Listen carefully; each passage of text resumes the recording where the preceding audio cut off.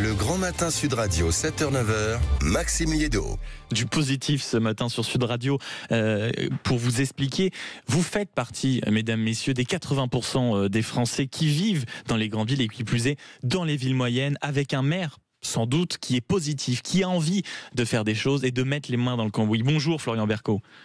Bonjour Maxime Liédo. Vous êtes le maire d'Yverdon de Laval et vous m'avez bluffé ce week-end parce que dans la tribune du dimanche, vous avez expliqué à quel point en réalité ces villes-là, ces villes moyennes étaient des laboratoires fantastiques. Sauf qu'excusez-moi de vous le dire, vous êtes totalement à contre-courant.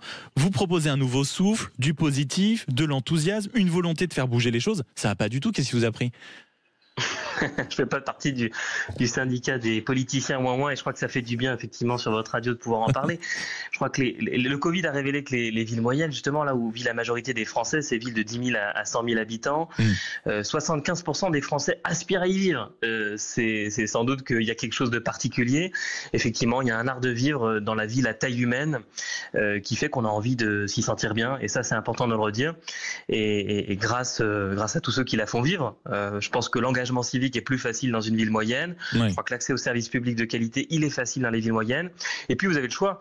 Est-ce que vous voulez vivre en ville, dans le cœur de ville? Est-ce que vous voulez vivre en ruralité, en périurbain? Bref, vous avez tous les choix possibles. Vous ne refusez rien quand vous êtes dans une ville comme les nôtres. Mais donc ça veut dire que c'est à contre-courant de ce qu'on entend sans doute par facilité un peu partout en disant aujourd'hui, les Français n'en peuvent plus de la ville, ils cherchent de grandes verdures, de grands champs, de grands étangs, c'est fini la ville. Pas du tout.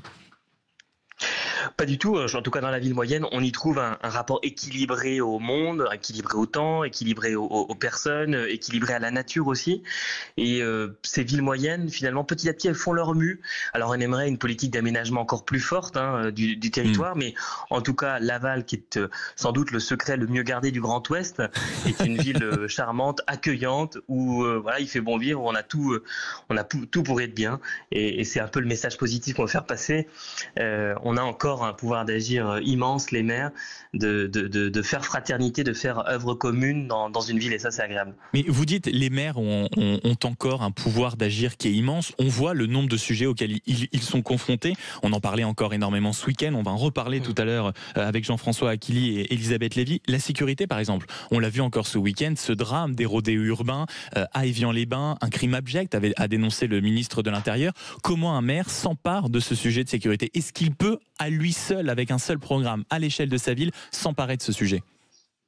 En tout cas, c'est la dernière porte qui restera ouverte pour le citoyen. C'est le plus petit dénominateur commun de notre République, le maire. Et c'est sans doute la spécificité française aussi. Vous savez, il y a 32 000 communes, donc 32 000 maires. C'est presque plus d'un tiers des communes de l'Europe. Donc c'est un modèle très particulier qu'il faut préserver, me semble-t-il. On est cet acteur de fraternité, cette porte ouverte sur tous les sujets, même s'ils ne dépendent pas directement de nous. Et je crois que sur la sécurité, effectivement, on se pose la question de est-ce que l'État a encore les moyens de sa centralisation et la capacité à assurer notre sécurité? Je crois que les maires ont répondu en disant non, on a bien vu que c'était pas possible de faire tout seul pour l'État. C'est pour ça qu'on développe des polices municipales, des modes alternatifs avec de la vidéoprotection, bon gré mal gré, de manière pragmatique, et qu'on voit des résultats. Moi, je vois qu'à Laval, en quelques années, chez vous, ça marche en tout cas. On a fait baisser la délinquance des mineurs sur des volets grâce à la prévention sécuritaire. Après, faire croire que le maire pourra lutter seul contre le narcotrafic, là c'est absolument pas possible. On n'a pas les moyens d'investigation, on n'a pas les systèmes d'information, c'est des réseaux mondiaux, et là je crois que c'est le rôle de l'État.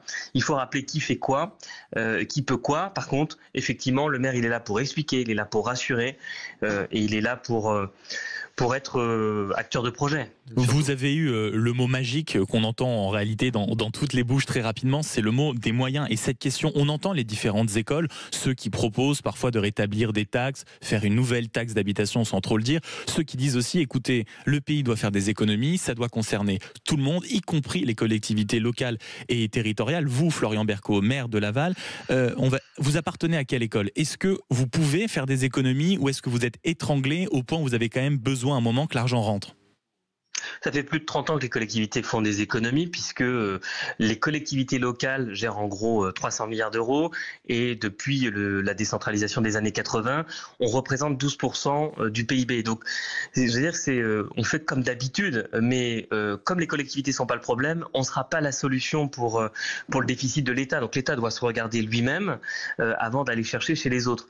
Nous, je pense qu'on a une capacité à évidemment fonctionner. Ce qu'on regrette, c'est effectivement qu'il n'y ait plus de lien direct entre le service public et l'impôt. Et ça, c'est dommage, cette autonomie. Je crois que les Français sont tout à fait comprennent le consentement à l'impôt part de savoir mais quel service j'ai derrière. Est-ce qu'il est juste cet impôt? Est-ce qu'il est normal? Et moi, je vois bien. Vous voyez, les maires sont confrontés aujourd'hui à la désertification commerciale dans nos centres-villes notamment.